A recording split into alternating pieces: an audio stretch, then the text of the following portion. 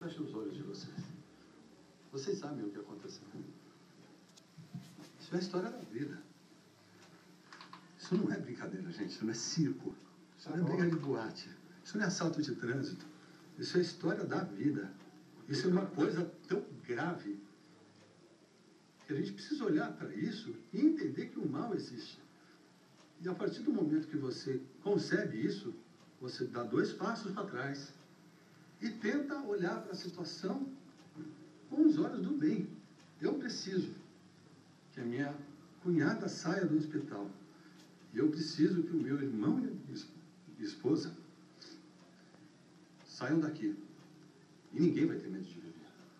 Na minha casa ninguém tem medo de nada. Na minha residência ninguém tem medo de nada.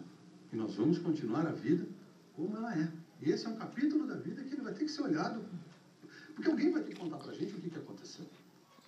Olha, Alexandre, eu sei bem o que você fala.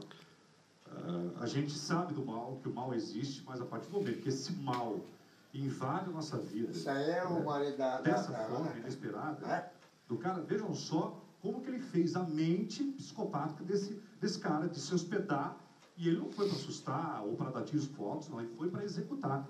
Se esse cara tivesse entrado atirando no quarto, o risco de morte de todos, poderiam todos estar mortos. Todos. A Ana, que deu uma entrevista para o Domingo Espetacular, vejam hoje à noite, com exclusividade, ela vai falar. Ela gravou no Snapchat, antes do atentado, ela gravou, que é Snapchat.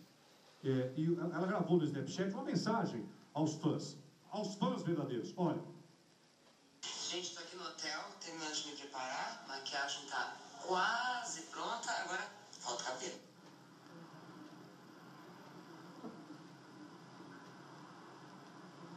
Letícia Luiz Underline, muito obrigada pelo vídeo, eu achei muito